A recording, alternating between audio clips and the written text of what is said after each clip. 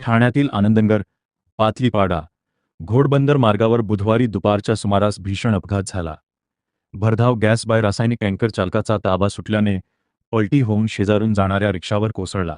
या भीषण अपघातात रिक्षाचा अक्षरशः चुराडा झाला असून रिक्षाचालक आणि एका प्रवाशाचा मृत्यू झाला आहे, तर आणखी एक प्रवासी गंभीर जखमी झाल्याची प्राथमिक माहिती समोर आली आहे. मिळालेल्या माहितीनुसार उरण येथील NPA बंदर, नाशिक आणि भिवंडी परिसरातून ये जा करणाऱ्या अवजड वाहनांसाठी महत्त्वाचा असलेल्या घोडबंदर मार्गावर दुपारी सुमारे 12 वाजण्याच्या सुमारास हा अपघात घडला.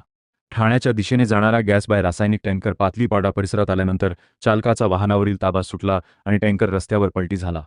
त्याचवेळी बाजूने जात असलेली रिक्षा टँकरखाली दबी गेली.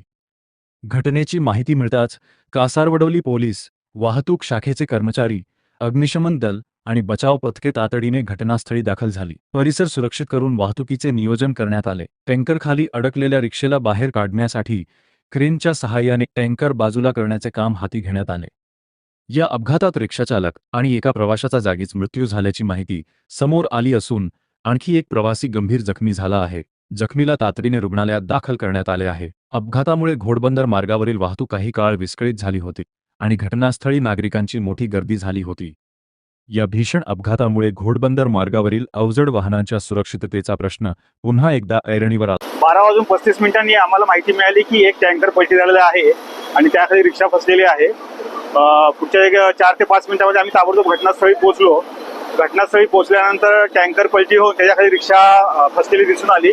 त्यामध्ये काही पॅसेंजर आणि ड्रायव्हर देखील होता.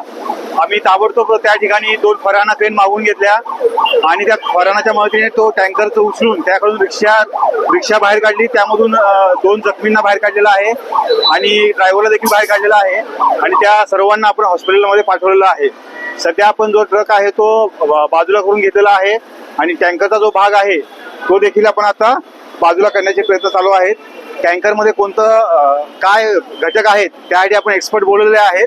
ते समजल्यानंतर पुढची प्रोसेस आपण करून घेतोय. वाहतूक कर्मचारी सर्व अधिकारी हजर आहेत. वाहतुकीचं नियोजन चालू आहे. तर अपघात होण्यामागचं नेमकं कारण काय? आपण आता ते चौकशी केल्यानंतर आपल्याला समजेल कशामुळे नक्की झालेलं आहे.